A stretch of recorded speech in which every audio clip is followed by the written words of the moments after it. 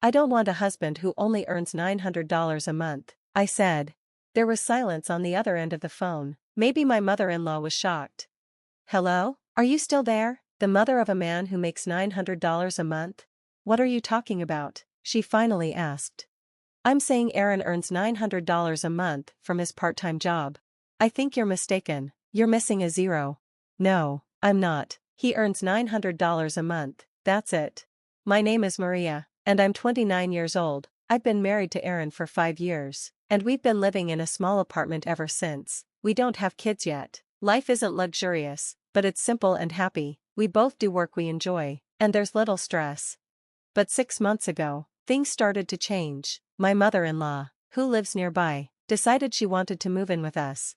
Aaron and I tried to explain that we couldn't make it work, but she wouldn't listen. What surprised me even more was that Aaron started taking her side. That was the beginning of our problems, and things only got worse.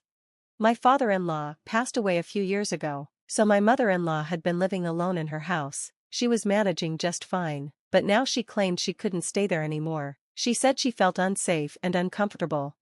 But that wasn't the whole truth. Her house was old and needed major repairs. Instead of spending money to fix it, she decided she wanted to live with us. That way, she could avoid the costs altogether. When we got married, Aaron promised me we wouldn't live with his parents. Their house is only 10 minutes away, so if she ever needs help, we can always be there. Besides, my mother-in-law has never liked me. Even before the wedding, she'd make snide comments about me. Now, whenever we talk, she still throws in little jabs. If we lived together, I know she'd become even harder to deal with.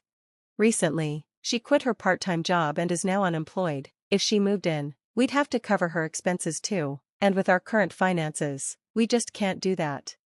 But she doesn't seem to care. Don't act so proud when my son is the one supporting you, she snapped. I told her I work from home and contribute financially too, but she ignored me. She kept insisting that Aaron's income was enough to live well.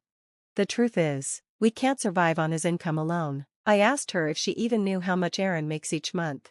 Of course I know, he's my son, and you're lucky to have a husband who's so successful, she said confidently. Really? I asked. If Aaron's part-time salary was so impressive, then she clearly didn't know the reality of his earnings. My mother-in-law spoke to me in her usual condescending tone. I'll take care of the housework so you can go to work. You're not managing the finances well when my son makes so much money. You must be a big spender, aren't you? No, I've told you before, I work from home. I'm not a spender. I work hard and save money, I said firmly. Well, money aside, this apartment is too small for 3 adults, she added casually. So, I replied, exactly, that's why we can't live together. But she just shrugged. Then why don't you move to a bigger place, or maybe buy a house? To my shock, Aaron, as though he'd been hypnotized, started agreeing with her. Was he unable to stand up to his mother, or did he really want to live with her? He began telling me to stop being so stubborn and even said something that shook me to the core. It's more fun to live with my mom, isn't it? What? I asked, completely stunned. She'll help with the housework, Maria. It'll make your life easier too, he said like it was a perfectly reasonable suggestion. Aaron was now fully on board with his mom's plan. I didn't know what to do. I resisted for as long as I could, but then he did something drastic. One day, while I was out, he packed his things and left. When I got home and realized all his belongings were gone, I called him immediately. Where are you? Why is all your stuff gone?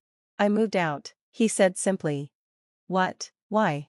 You didn't want to live with Mom, so I bought a house. Problem solved, he said. Bought a house? With what money? That's when I heard my mother-in-law's voice on the phone. That's right. Aaron and I will live in the new house together for a while. Maybe you can join us later, after you've had time to think things over. By the way, can you even afford to stay in that apartment on your own? You should be grateful. I hung up. I could hear her sarcastic remarks as I ended the call, but I didn't care anymore. A house? They're lying. There's no way they could afford a house with their financial situation. I didn't even want to know where they went. I realized then and there, I can live on my own. I don't need my husband or his overbearing mother. I'm capable of supporting myself, and that's all I need right now. I had been paying the rent with my own money from the beginning, so I wasn't worried about managing without my husband. In fact, I started seriously thinking about divorce. A few days later, I got a surprising phone call. "Hey, Maria, it's your brother, Tom. Long time no talk. Did you know Aaron and his mom are at my house?" "What?"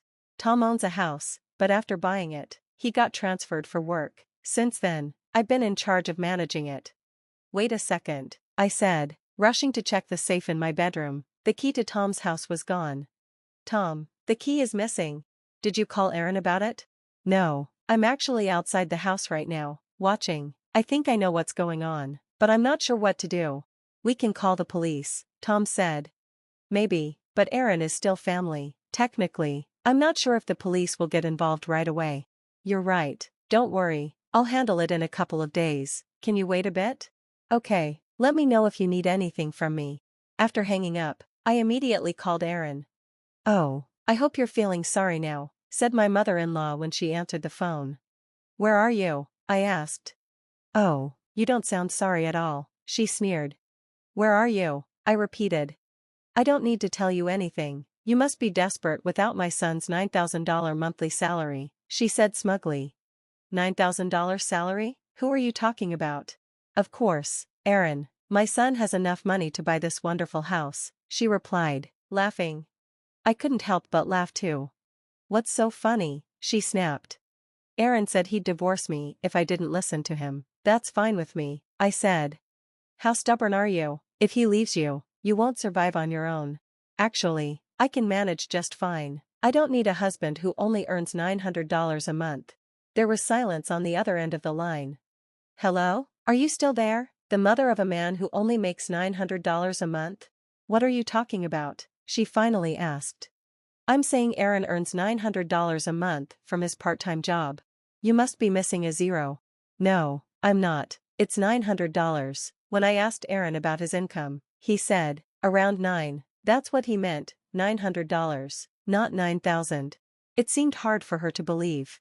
"Just so you know," I continued, "it's thanks to my salary that we've been able to cover all our expenses. My salary is $5,000, not $500. As you probably think, I'm not being supported by Aaron. He quit his full-time job years ago and only works part-time, 3 days a week."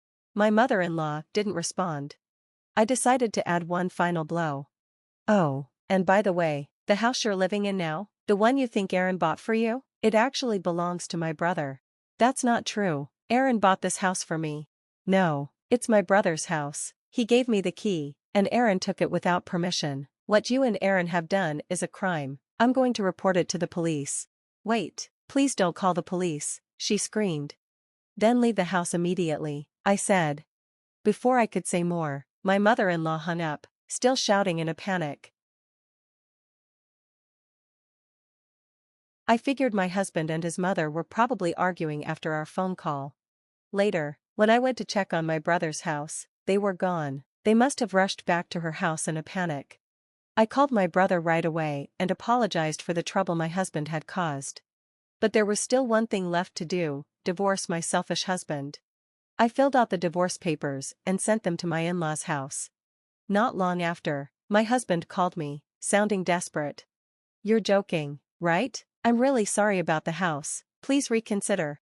"I can't stay married to a thief," I told him coldly. "Go ahead and live happily with your mother, since you love her so much. I can't live without you. Then get a full-time job. Good luck making that $9,000 salary you like to brag about." Even though I was firm, my husband refused to sign the papers, so I brought in a lawyer, and the divorce went through without much trouble. Finally, I was free of him and his overbearing mother.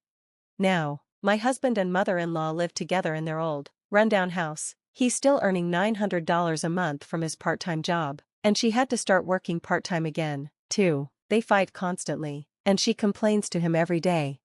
As for me, I moved out of the apartment and into a new place. I no longer have to support my husband, and my life is much more peaceful. I've been able to focus more on my work from home, and my income has been steadily growing. Soon, I'll save enough to buy a house of my own. Looking back, my husband didn't appreciate his own situation. If he had thought about it properly, he would have realized how lucky he was to have me, but he didn't, and now he's stuck living with his mother. struggling to make ends meet. I'm glad I divorced him. My life is better now, and I'm finally free to enjoy my peace and independence. Thank you for watching. Please subscribe to the channel if you like. See you in the next video.